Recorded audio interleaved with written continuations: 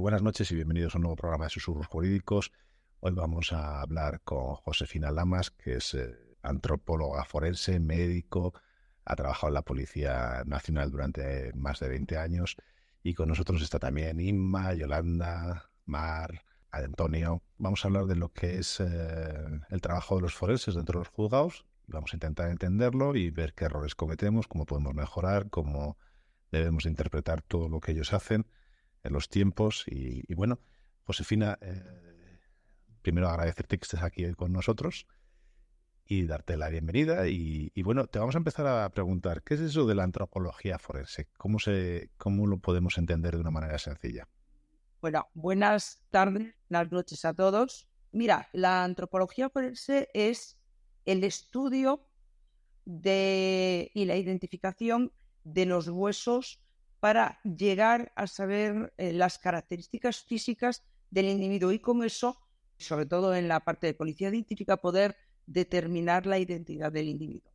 Podemos determinar sexo, edad, raza, estatura, si es mujer, el número de partos vía vaginal que ha tenido, si es la persona era diestra, era zurda, en fin, muchas características. Ten en cuenta que cuando te encuentras un montón de huesos, no puedes saber, no te dicen los huesos a simple vista, no te dan una imagen física de cómo es esa persona. Entonces, estudiándolos, lo que haces es reconstruir cómo era ese individuo antes del fallecimiento y de esa manera poder establecer una posible identidad. Luego se confirma de otras maneras. Ahora tenemos el ADN y la verdad es que es una maravilla porque te permite determinar si es una u otra persona. Pero el ADN por sí mismo no te permite saber nada más que es varón o hembra, no te permite establecer más características. Mientras que conociendo los huesos, viendo qué es lo que te cuentan esos huesos, puedes saber pues todas estas características físicas que te he dicho. Y si lo que estás buscando es una persona, imagínate que hay una persona desaparecida, que es una mujer de 20 años, de 1,50 de estatura o 1,60 de estatura, y tú lo que te encuentras es un cadáver, unos huesos, que es un varón de 1,80 y de 70 años. Lógicamente te permite descartar que es esa persona a la que tú estás intentando identificar. Entonces, es un mundo apasionante donde no hay grandes nuevas tecnologías, que se basa sobre todo en la observación y en la comparación, y que existe desde hace muchísimos años, pero que en España, desgraciadamente, quedan o hay muy pocos antropólogos forenses. Y dentro de los médicos forenses hay muy poquitos antropólogos forenses. Josefina, entonces esa es la Temperance Brennan, la famosa Huesos de la serie Bones, no sé si la has visto. Sí, O sea, sí, sería para entenderlo, ¿no? sí, sí. La verdad es que es una serie, a ver, teniendo en cuenta que se trata de una historia que tú sabes cuál es el final y luego vas acomodando todos los pasos para llegar a ese final, pero que está muy bien documentada, que está muy bien tratada, y lo único que no se hace, no lo consigues todo en media hora o 45 minutos que dura la serie, pero sí, sería ese personaje. Me imagino que te ha tocado hacer una multitud de informes forenses de cara a los juzgados. Es que hayas tocado el primer punto que nos interesaba, el tiempo. Es que nosotros vemos las series y todo el mundo se piensa que un análisis de ADN se tarda 24 horas, cuando no es así, ¿no? O cuando un análisis de estos se tarda meses igual, ¿no? En elaborarlo. Mira, cuando tú te encuentras un cadáver esqueletizado, la cosa es muy rápida porque, bueno, colocas los huesos, los ves, tal. Pero cuando tú te encuentras un cadáver que está en una situación de putrefacción avanzada, primero tienes que limpiarlo y eso ya lleva un tiempo. Pero luego tienes que conseguir extraer un resto que permita hacer ADN. Entonces, en un cadáver esqueletizado es muy difícil. Tienes que recurrir a los dientes porque en la zona de la pulpa, la zona donde están los nervios, el nervio el de los dientes o de las muelas, es donde puedes encontrar ADN, y si no, tienes que recurrir a los huesos. Entonces, para cortar un hueso hay que cortarlo, hay que triturarlo, hay que hacer un procedimiento que tarda tiempo. Y luego el ADN tú puedes conseguirlo a lo mejor dándole prioridad pues en 72 horas. Consigues los marcadores suficientes para poder establecer una identidad.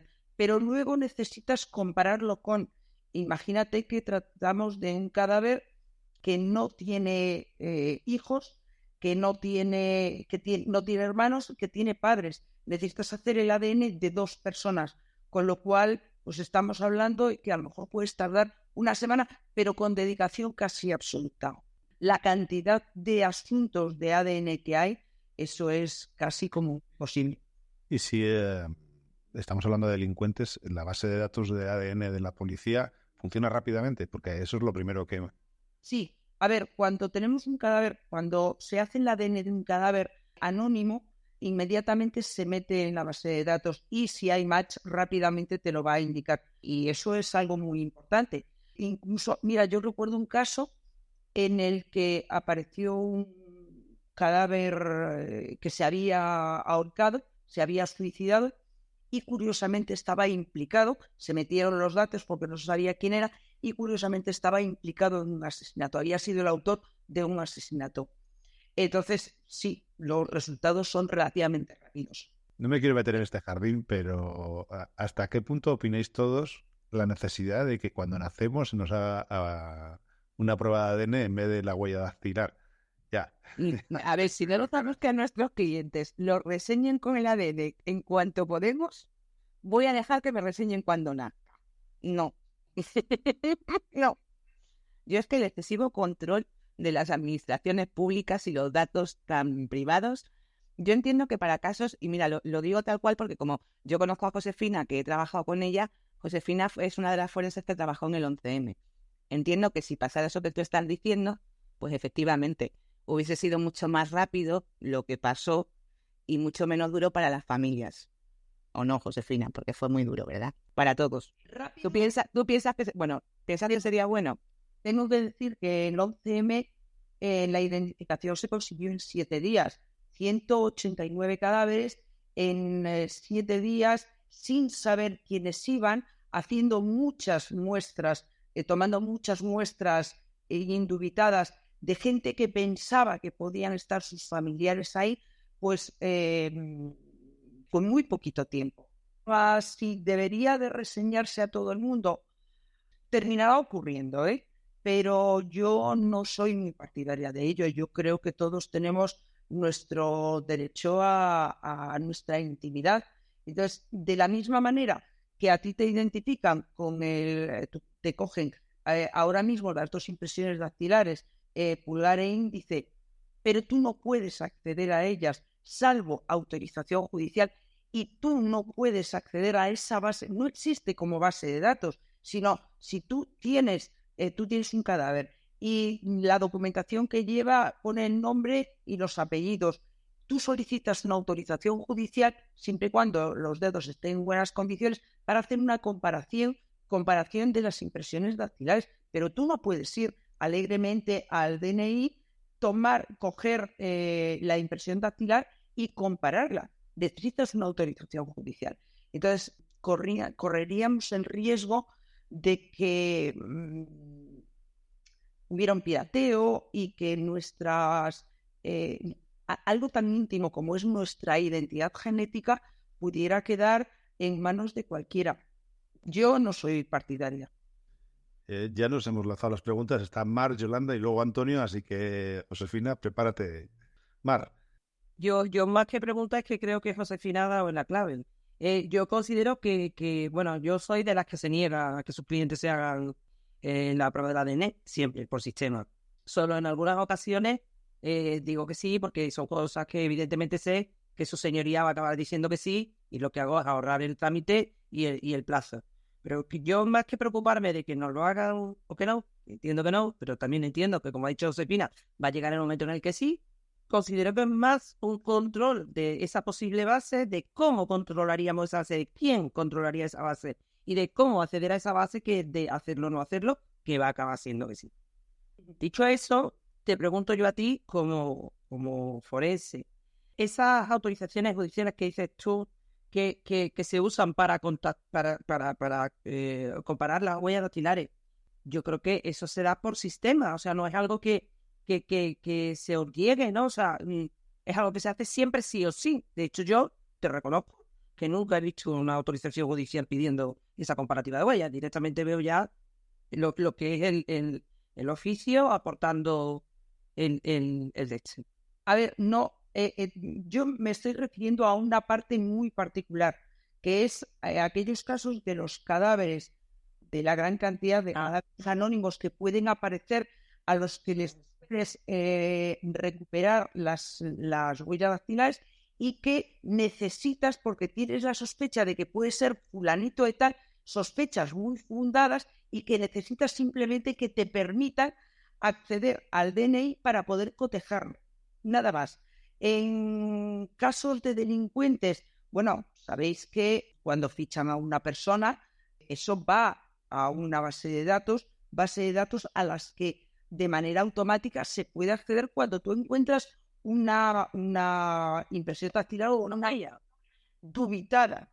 Entonces, si está en esa base de datos porque ha cometido un delito, automáticamente salta. Pero si es una persona normal que no se la ha metido en esa base de datos, no la vas a encontrar. Aunque tú tengas, imaginaos un cadáver que aparece y que conseguimos que se puedan sacar las impresiones dactilares o las huellas. Aunque tú lo metas en esa base de datos, si no ha cometido ningún delito, no te va a dar ningún dato, porque la base de datos del DNI no es una base de datos como tal, es decir, no funciona como una base de datos. Tenemos la seguridad de que, salvo que hayas cometido un delito, ese delito no hayas cumplido con cárcel y luego se hayan borrado tus antecedentes porque se hayan solicitado, ojo, que a veces no se solicitan, y entonces esos antecedentes y esas huellas siguen ahí en esa base de datos. Si no se dan estas circunstancias, no se puede identificar nadie por lo que tenemos las huellas dactilares del DNI. O sea, en ese sentido, sí. Nada, Josefina, es que me surge la duda todavía más, porque solamente podéis acceder sin autorización judicial, por decirlo de alguna forma, si estamos ante un delincuente.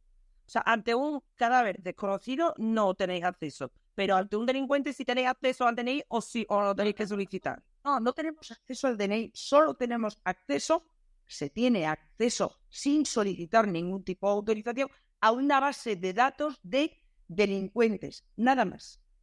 Claro, pero el primero, el que no ha delinquido nunca, tiene una primera vez. Pues no aparece a esa comparativa. Claro, pero ellos tienen que acceder, ¿no? A la comparativa con las huellas que han encontrado. Vamos a ver, es igual que el ADN. Si a un delincuente, cuando comete el primer delito, se le toma una muestra biológica y queda en esa base de datos, y luego aparece un cadáver, tú, por norma, metes ese ADN o metes esa huella en esa base de datos que hay de delincuentes. Si resulta que es un delincuente y está reseñado o está tipado, te va a salir, pero si no, no te va a salir. Vale, yo creo que el problema que Mar está haciendo es una composición de dos cosas diferentes. Una cosa es que estamos hablando de cadáveres y de muertos y de antropología forense, y tú en tu cabeza estás pensando, el mío que ha robado y se ha encontrado las huellas en la caja fuerte, ¿cómo voy a acceder a las... Perdón, porque ¿cómo acceder a las huellas? Esto es. Esa es la pregunta, la duda que a mí me ha surgido a raíz de lo que ella ha contado. Yo creo que se te ha visto mucho el plumero de abogado. Vuelvo a repetir. Existe penalista, Josefina. Existe una base de datos de huellas y de ADN de personas que han cometido delitos. Y esa base de datos, que es común para policía, guardia civil, el chancha, etcétera, a esa base de datos se compara cualquier huella de cualquier delito. Que hay un match que ha dado positivo, pues ya sabemos quién lo ha hecho. ¿Quién se compara lo de los cadáveres anónimos? Por si las moscas. A veces suena la flauta. Es decir, a veces se une, se asocia con un delito y tenemos quién es la persona. Pero en la mayoría de los casos, vamos, que yo recuerde, solamente en un caso conseguimos la identificación a través de la base de datos de delincuentes. O sea que no es el acceso. Hola, yo quería preguntar una cosa. ¿Cualquier antropólogo forense tiene acceso para hacer sus informes para juzgados a esa base de datos? ¿O solo, claro, esa era mi duda, ¿cómo un antropólogo forense que yo contrate para un procedimiento y que sea ajeno? Es decir, o sea, yo entiendo que si pido el informe a través de juzgado para que lo haga el Instituto Nacional de Toxicología, Ciencias Forenses y demás, sí acceden, pero si es una contratación de un perito particular, ¿se puede tener acceso o cómo va esto? A ver, antropólogos forenses de entrada, especialistas en antropología forense en España hay muy poquitos. La gran mayoría son forenses o trabajan en la Ertzaintza, en el Instituto Nacional de Toxicología y Ciencias Forenses o en los juzgados. Luego, no es muy normal que tú lo contrates porque fundamentalmente te va a servir para poder hacer un retrato físico de un cadáver, no para mucho más. Entonces, no va a tener acceso a esa base de datos, nunca. Podría obtener ADN, imagínate un cadáver que, bueno, te voy a poner un ejemplo. Aparece un cadáver y por parte del forense o el antropólogo forense se determina que tiene una antigüedad superior a 30 años o a 40 años y que no pertenece a la guerra civil, etcétera. Y sin embargo alguien piensa que es su familiar y decide contratar a un forense, a un antropólogo forense particular. Y puede pedir que se obtenga ADN y que un laboratorio privado nos dé un perfil de ADN. Con ese perfil lo único que puedes hacer es mandarlo al juzgado para que, si su señoría lo tiene a bien, lo remita a la base de datos, pero para que sea bien la policía o Guardia Civil quienes se encarguen de cotejar ese ADN dubitado con ADNs indubitados que haya en esa base de datos. Pero nadie puede acceder salvo las personas que están autorizadas. No cualquier policía o no cualquier guardia civil puede acceder a esa base de datos. Solamente aquellas personas que trabajan en policía científica y que están autorizadas. Se os ve un número de abogado, ¿eh? Hombre, es que lo somos. Es que lo somos.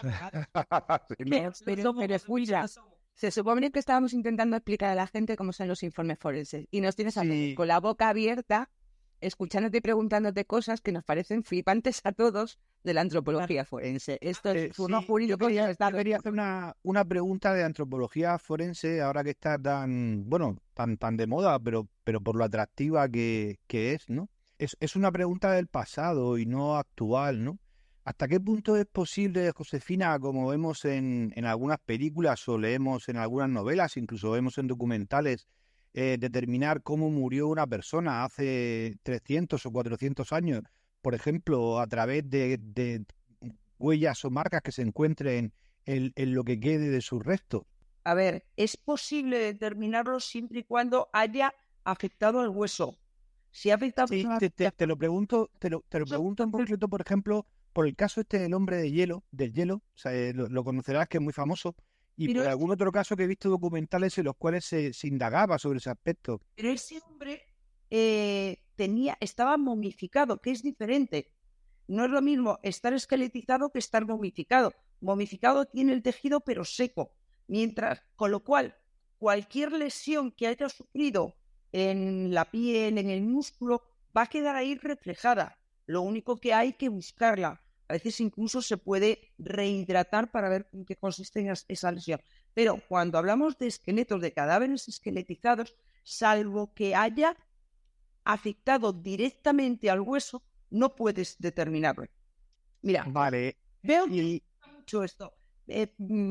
Willy, ¿me dejas que te cuente una historia? Yo soy un apasionado de bones, de huesos, o sea que me puedes contar lo que quieras porque me encanta. Quizás uno de los casos más bonitos que yo he tenido fue ya no me acuerdo, pues fue en el año 97, 98, apareció un cadáver esqueletizado con, bueno, alguna pertenencia, pero muy poquitas pertenencias, y no sabíamos quién era. Nos lo mandaron y determinamos las características físicas. Se trataba de una mujer, una edad entre 30 y 35 años, unos 50, unos 55 de estatura. Yo, que soy bajita, me sentía como muy identificada con ella, y cualquier cosa que hacíamos, yo era siempre la que me ponía como muestra. Pelo muy rizado, posiblemente mezcla de rasgos caucasoides con mongoloides, es decir, posiblemente sudamericana. Había tenido por lo menos 2 partos vaginales, y conseguimos identificarla. Al cabo de, no sé, buscando entre las personas desaparecidas, al cabo de unos 6 meses conseguimos identificarla. Esta mujer había desaparecido junto con su novio, junto con su exnovio, y nunca más se supo ni de ella ni de él. Se supo que había huido a Estados Unidos con identidad falsa. El cadáver estaba totalmente esqueletizado y presentaba unas lesiones tan impresionantes que, bueno, las documentamos, pero no porque fuera un tema que nos importaba en esos momentos. Lo que nos importaba era la identificación, pero documentamos todas las lesiones. Os estoy hablando de la época analógica. Eran fotografías analógicas, no digitales, pero documentamos toda la información de todas las lesiones. Bueno, 20 años después o 22 años después consiguen localizar al individuo. Además, se activa una orden de búsqueda internacional, se localiza al individuo en Estados Unidos y se extradita. Pero resulta que el cadáver se había enterrado en una fosa común y no se encontraban los restos, la ropa y todo eso había desaparecido. Y lo único que quedaba eran las fotografías nuestras y, en este caso, mi buena memoria. Y la fiscal se lo tomó muy en serio. Entonces no había violencia de género, pero la fiscal se lo tomó muy en serio. Y cuando me preguntó, ¿se acuerda usted de este caso? Le dije, sí, es que lo tengo aquí metido porque es mi gran fracaso. O sea, no he conseguido que hemos identificado a esta persona, pero no que he conseguido que se cogiera a la persona que presuntamente le había hecho todo esto. Bueno, pues en el juicio, la única que hablé fui yo. Inma, te parecerá raro, ¿verdad? Rarísimo. La fiscal fue como 1 hora y media de preguntas. Hice una presentación en PowerPoint en la que se veían cómo serían las lesiones en un ser vivo, todo con dibujos, y al final al individuo, bueno, se determinó que la había degollado, que le había clavado un cuchillo en el ojo y le había provocado una lesión importante en el ojo izquierdo, creo recordar, que la había apuñalado varias veces en el costado, creo que derecho, que además la había apuñalado en las cervicales y había provocado una dislocación de 2 o 3 vértebras, y el resultado fue condena por asesinato con, a ver, se me ha olvidado la palabra, cuando se provoca un daño necesario, alevosía, ensañamiento. Ensañamiento. Un daño mayor del que es ensañamiento. Bueno, al tío le cayeron, creo que la máxima pena.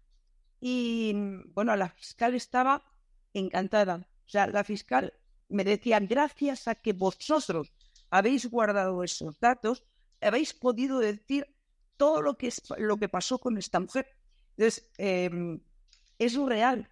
Y si se quedan marcas en los huesos, podemos determinar el tipo de lesión e incluso el tipo de muerte que ha sufrido esa persona.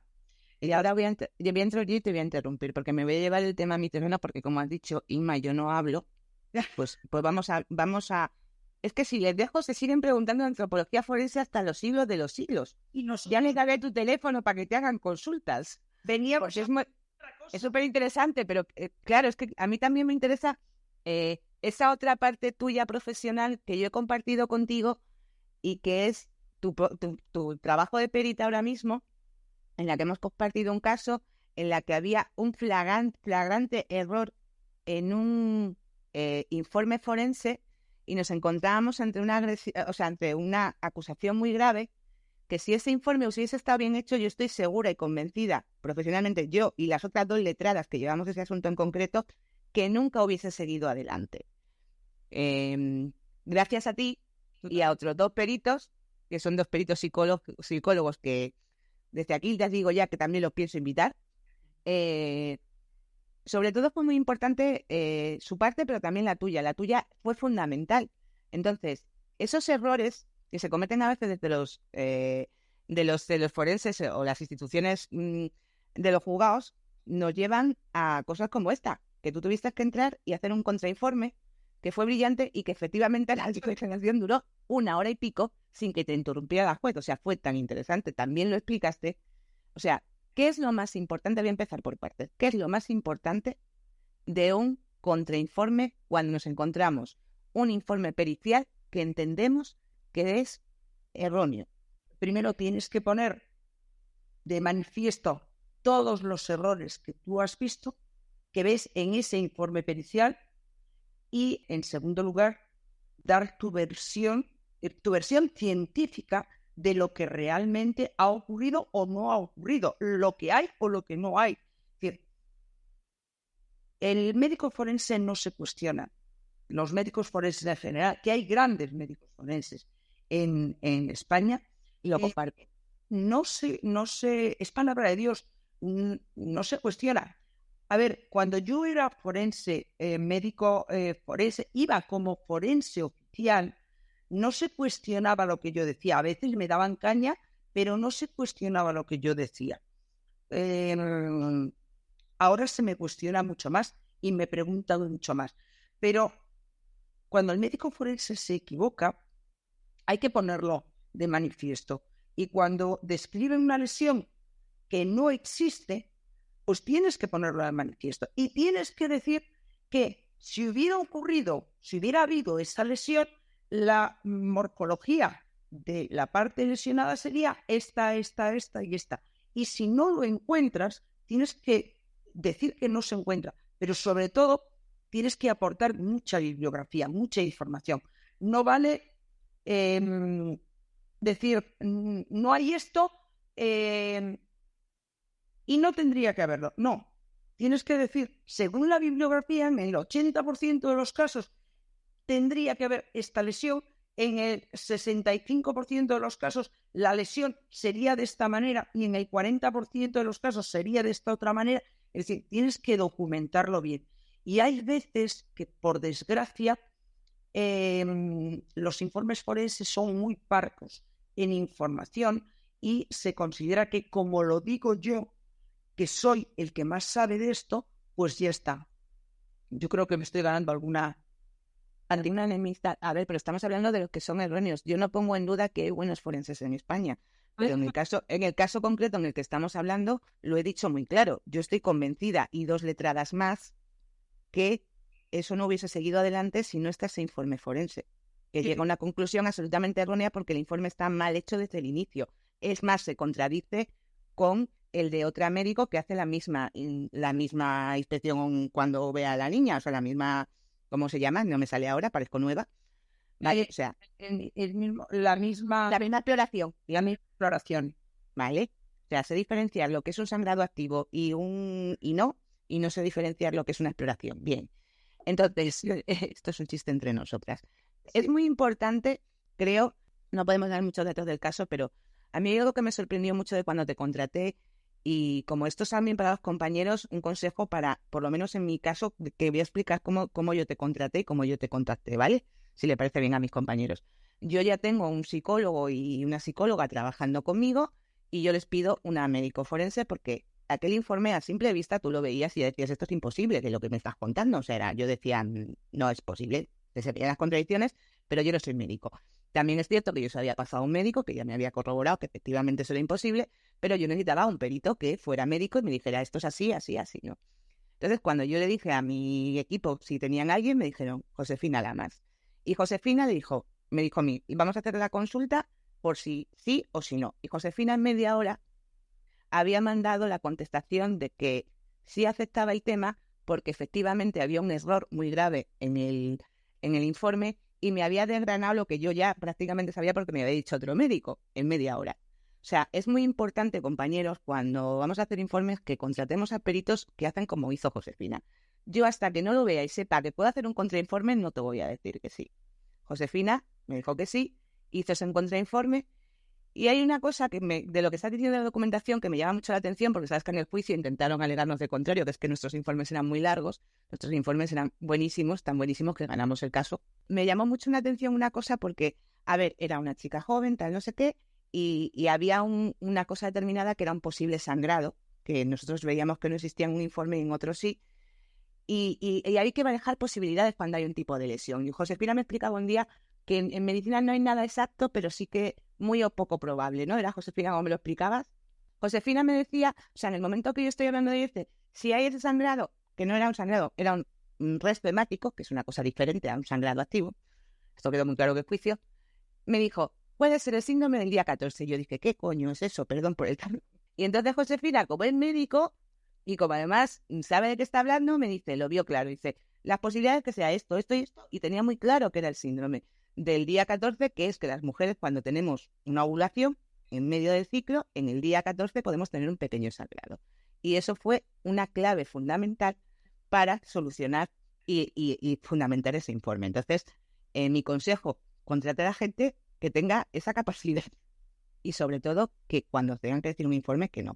Pues al final esto fue así, ¿no? Quisiera explicarle lo que es el síndrome del día 14, pero creo que esto le interesa menos que les interesa menos que la antropología forense. Bueno, espera un momentito.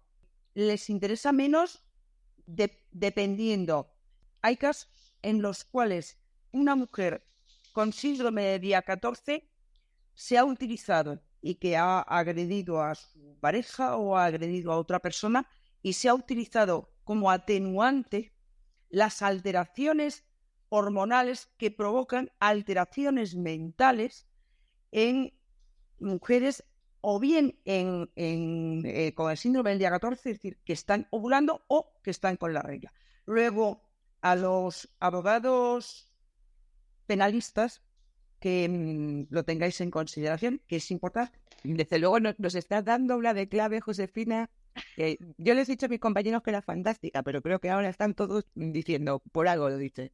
Me gustaría explicaros una cosa con respecto a la importancia de los informes periciales y de los contrainformes. Hubo un caso muy famoso en España, televisado, radiado, etcétera, etcétera, en el cual los forenses, que era un grupo de forenses, parece que eran 4 o 5, hicieron un informe pericial que era penoso.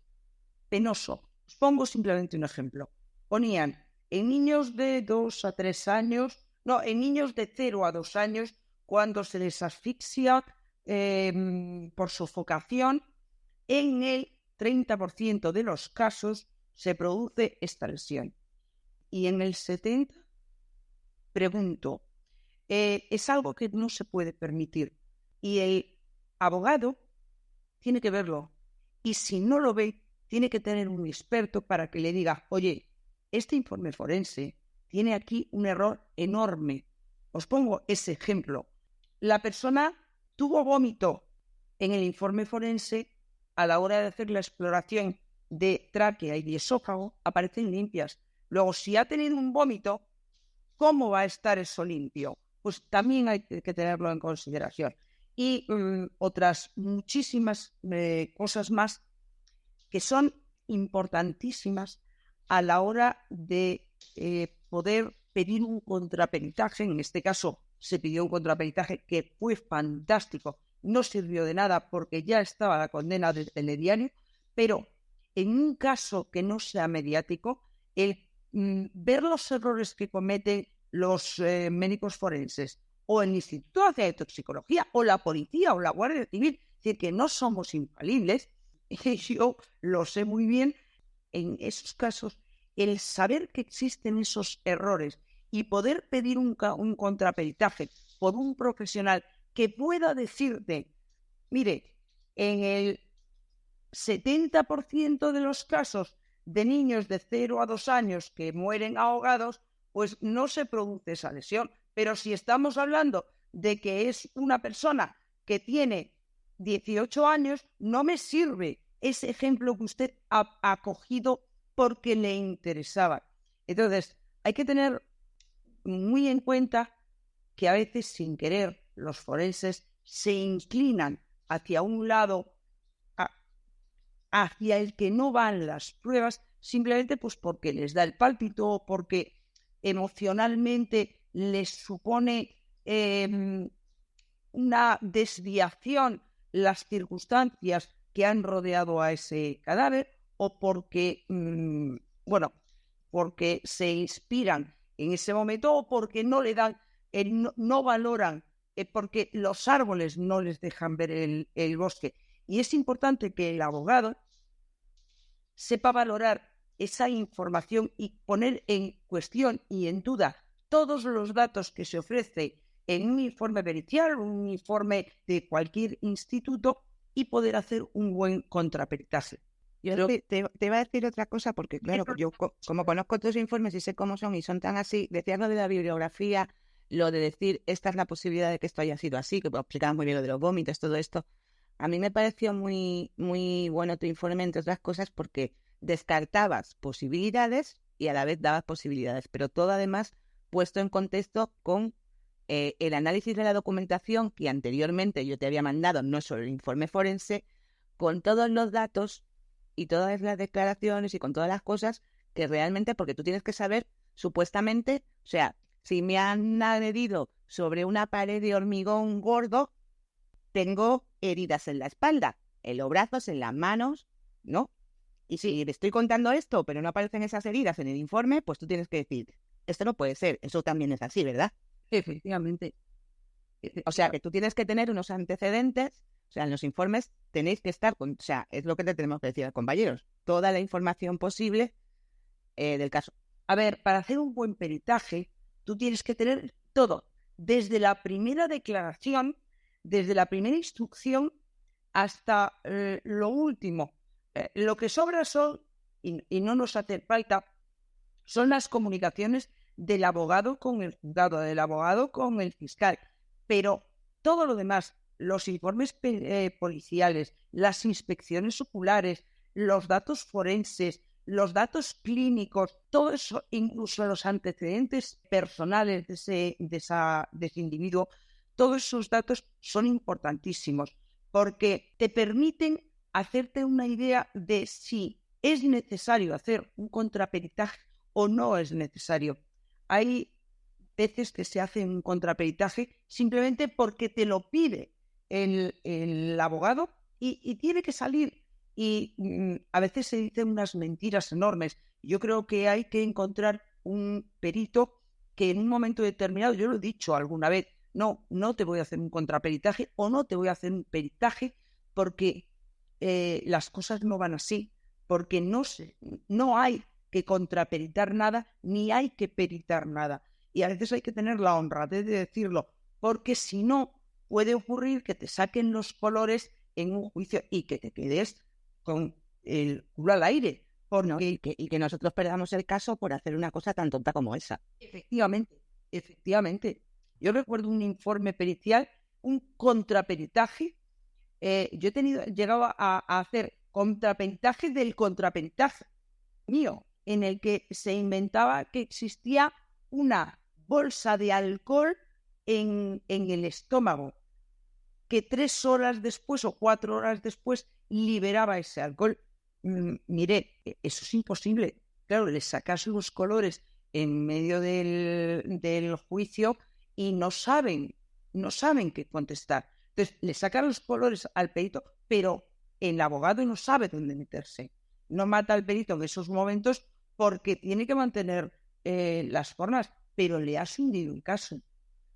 Mar, no sé si tenías una última pregunta. Una cosa, a raíz de lo que estás comentando, Josefina, por ejemplo, cuando hacemos un contrainforme en un informe psicológico, una de las formas de poder rebatir ese informe es la metodología que se ha utilizado en el informe psicológico. Vale, pregunto, en medicina forense, ¿vosotros tenéis esa metodología que un contrainforme o que incluso un letrado pueda ver claramente? Mira, aquí nos ha, por supuesto, aparte de custodia de pruebas, o sea, no, vamos a dar eso por hecho. Me refiero a una metodología vuestra de trabajo que tengáis obligatoriamente que seguir y que no seguirla suponga la nulidad de ese informe. No tiene nada que ver un informe psicológico. Ten en cuenta que un informe psicológico es algo etéreo, tú no lo tocas. Mientras que si tú estás haciendo un informe sobre unas lesiones, las lesiones están ahí. Entonces, vas siguiendo un orden anatómico, a lo mejor. Pues empiezas por la cabeza, sigues por el tronco, las extremidades. Pero no hay esa metodología que sí que tiene que seguir un informe psicológico. Por la forma no es posible, tumbar, dicho en jerga de abogado, tumbar ese informe. A ver, si te vas por los cerros de Úbeda y dices barbaridades, sí, pero si tú sigues, es que no es metodología, es lógica.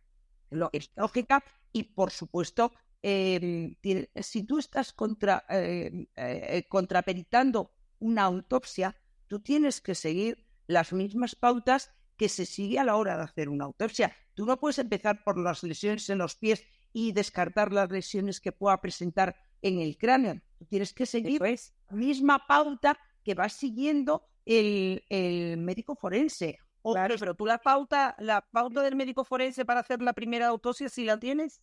Sí, claro. A ver, yo hazme la pregunta. A ver, por ejemplo, las recomendaciones en los informes psicológicos, aunque según algunas psicólogas de algunos equipos técnicos de algunos juzgados dicen que no hay una metodología concreta, hay unas recomendaciones del Ministerio de Justicia, si no recuerdo mal, que te dicen la metodología para elaborar un buen informe, por ejemplo, en violencia de género. Creo que esto es lo que está preguntando Mar. Si vosotros tenéis también del Ministerio de Justicia, del Consejo General del Poder Judicial, de lo que sea, o del Instituto o del Delegación, tiene que seguir este camino. Entonces yo, letrada, entro y digo, de entrada digo, esta autopsia no se ha hecho según la metodología que tiene que seguir. Ya de entrada, busco el perito, evidentemente, para que me haga el contrainforme. O sea, hay esa metodología, esa era la pregunta. Sí, existe una metodología de cómo tiene que hacerse una autopsia. Existe esa metodología. Y además está descrita. Y los forenses ahí no meten la pata. Los forenses la siguen. A ver. Claro. En algún caso. en el nuestro. Sí, pero en algún caso autopsia. He podido ver que. Yo recuerdo un caso en el que. Pero que no me tocó hacer el contraventaje, sino que el forense estaba haciendo la autopsia al lado, era un caso de un suicidio y no abrió el cráneo, que es fundamental, porque iba muy deprisa. Tardó más en cambiarse de ropa que en hacer la autopsia. Bueno, lo que pasa es que en este caso, que ya te digo que yo estaba al lado, no era mi caso, pero si se hace eso, ahí puedes atacarlos, por supuesto. La nulidad sería una nulidad, ¿no? O sea, podríamos decir... yo podría decir bueno, eso ya, yo entiendo que sí, yo entiendo que a mí es una nulidad porque lo que venga detrás no me vale ya. Usted no ha seguido la metodología, nada de lo que diga me va a servir, a no ser que sea algo muy salvable. A ver, esa era la pregunta, Josefina. Yo no sé si es una nulidad o no. Lo que sí es cierto es que falta información. Si, por ejemplo, no abren el cráneo, no puedes saber si hay lesiones en el cráneo. Lo que puedes pedir es una segunda autopsia.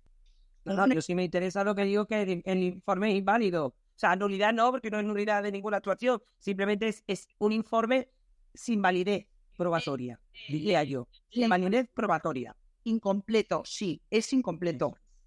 Efectivamente, y le sacan los colores al forense. Lo que pasa es que, a ver, pueden fallar en determinadas cosas, pero la metodología la van siguiendo. Y sobre todo, pueden ir un poco deprisa en algunos sitios cuando hay acúmulo de cadáveres. Por ejemplo, los lunes son terroríficos. Puede que se les puedan hacer algo deprisa, pero por regla general siguen la metodología, la siguen casi al pie de la letra. Te voy a interrumpir, Josefina. Me viene un tema personal. Si te parece bien. Dime. O no te parece bien. Estás hablando de a veces las prisas, el exceso de cadáveres. Tú y yo hemos hablado de un tema, porque además en su momento tú me informaste convenientemente de quién eras. Y tú participaste en un caso muy famoso, muy mediático, con lo que sabes bien además lo que es que te linchen mediáticamente, que si quieres no lo cuentas. O sea, a veces esos errores se cometen por exceso de trabajo, exceso de prisa, exceso de horas. Casi si quieres, Josefina, si no, no hablamos del tema, lo cortamos, ¿eh? Sí, podemos tratarlo. Casi siempre los jefes presionan. Las cosas tienen que salir pronto, tiene que resolverse lo antes posible. Yo odio y he odiado siempre los temas mediáticos. En cuanto tienes una cámara de televisión o 3 o 4 periodistas, tienes una espada de Damocles encima de la cabeza. Te están exigiendo que sea todo ya, rápido, de manera inmediata. Entonces, eso es malo para las investigaciones. A veces se hacen búsquedas de restos en unas condiciones que no son las idóneas, de noche, con luces, sin tomar las medidas adecuadas, sin que la gente descanse, etcétera, etcétera. Entonces, yo cometí un error y es, como decía un compañero, tú diste un falso negativo. Es decir, mi error fue en un caso muy mediático. Estaba muy cansada, en 36 horas había descansado 4 horas. Y bueno, pues cometí un fallo. Da lo mismo cuáles fueran las causas o las no causas. Yo cometí un error. Di como negativo unos restos óseos que dije que no eran humanos cuando en realidad eran humanos. Fue un error que cometí y que la responsabilidad es mía. Yo tenía que haber parado, yo tenía que haber dicho no sigo. Lo que pasa es que cuando tú eres una subordinada, pues tienes que continuar. Y bueno, pues nadie tiene la fuerza suficiente para decir no, yo no sigo. Y además me voy a descansar al hotel porque hay una orden de entrada, porque hay una orden judicial que te permite hacer determinadas investigaciones, averiguaciones, pero que si tú te vas, que si lo dejas hay que pedir una segunda orden. Entonces, a veces, pues por no llegar a eso, pues se exige demasiado. Yo cometí un error, lo reconozco y soy responsable de ese error. Pero también es cierto que cuando me di cuenta de que me había equivocado, yo rectifiqué. Pagué las consecuencias y las he pagado y sigo pagándolas a día de hoy de ese error. Porque los medios de comunicación, durante 18 meses, yo he abierto telediarios, yo he sido portadas de periódicos, yo he sido el tema de información de programas de Ana Rosa, de programas de Antena 3. Entonces, bueno, a veces hay que aprender de esos errores y en un momento determinado, posiblemente no me volviera a ocurrir, y en un momento determinado tienes que decir, no, estoy cansada, no soy capaz de pensar con claridad, yo me voy a descansar y mañana será otro día y mañana continuamos. Cometí ese error y se siguen cometiendo errores. Y luego, la presión de la prensa es enorme. A mí me gusta mucho, y yo siempre lo digo, en Inglaterra, cuando se llega a una escena, cuando hay un atentado terrorista, cuando hay un muerto, se acordona la zona y no se dice absolutamente nada y no pasa nada. Aquí tenemos unos complejos enormes. Hay que dar información, hay que contarlo, hay que salir en el telediario. ¿Qué van a pensar de nosotros? En Inglaterra hubo un atentado terrorista y nadie dijo absolutamente nada hasta que no lo consideraron oportuno. Aquí no. Y a veces eso nos puede obligar, porque somos humanos, puede hacer que cometamos errores importantes. Yo voy a decir una cosa. Eso a mí te es muy importante, Josefina, ¿eh? Y te digo una cosa, te enriquece mucho como persona contarnos aquí lo que nos estás contando. Yo estoy con la boca abierta, no solo de lo que he escuchado antes, sino de tu forma de afrontar un error que al final es tuyo, que no es tuyo, pero es tuyo, como tú bien has dicho, porque lo has hecho tuyo. Maravilloso, maravilloso Ya. escuchar tu experiencia. Mira, yo en el caso concreto en el que trabajo con Josefina, estoy muy orgullosa de algo. Y es de la respuesta de cómo Josefina me dice, ¿tú sabes quién soy yo? Yo no. A mí me recomiendan a Josefina y yo no miro. Si no me la recomiendan, yo miro quién es, porque estoy buscando. Pero como a mí me la recomiendan alguien de mucha confianza y quiero un equipo que trabaje en confianza, yo no miro quién es Josefina, nada más. Pero ella me advierte y me dice, tú sabes que yo cometí un error, tal. Tenía a mi cliente al lado. Estoy súper orgullosa de que me dijo, ¿esta señora cuántos años ha trabajado? Me has dicho. Digo, 30. Me dijo, ¿y un error en su vida? Pero es que además de eso, creo que el haber cometido ese error y reconocerlo la hace mucho más capaz de encontrar los errores de los demás. En el error del que estoy hablando en nuestro asunto, lo peor de la forense no se fue el solo que cometiera un error. Es que lo mantuvo e insistió en él en sala, que fue una cosa absolutamente terrible. Por suerte, como digo, estaba Josefina. Y por desgracia, Fiscalía no paró, cuando Fiscalía podía haber parado. Y eso es muy grave en un Estado de Derecho. Entonces, de verdad, Josefina, desde aquí, nuevamente, mi agradecimiento por venir aquí a contarnos todo esto, por cómo has trabajado y, de verdad, para mí, un auténtico placer. El placer ha sido mutuo. El caso era un caso sangrante, ya, era sangrante, era de justicia. Y bueno, yo, sabes que me apasiono mucho con los temas. Doy fe. Yo os voy a decir, o sea, si alguien necesita un buen perito, Josefina no solo es una persona que hace un gran informe, es que te acompaña todo el procedimiento. Yo no he necesitado cualquier duda en cualquier momento. Josefina, cuando se le ha tenido que preguntar, porque normalmente ella se adelanta, o sea, es una maravilla trabajar contigo. De verdad, cuando trabajamos los abogados, buscar buenos equipos. De verdad, para mí este juicio hubiese sido terriblemente duro. Bueno, ha sido muy duro por muchas circunstancias.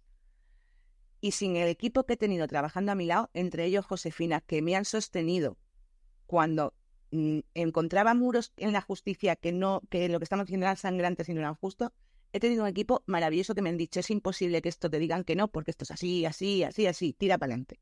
O sea que el consejo para los compañeros es que busquen buenos equipos y buenos profesionales. Josefina, darte las gracias, de verdad, por haber estado este ratín con nosotros. Bien largo. Gracias. Muchas gracias Sí, ya. por escucharme. No, sobre todo por tu sinceridad. Como por escucharte. Seguiríamos oyéndote, vamos, hasta el infinito y más allá. Podríamos hacer un podcast solo de esto, claro, seguro. Sí. Caso Muchas gracias.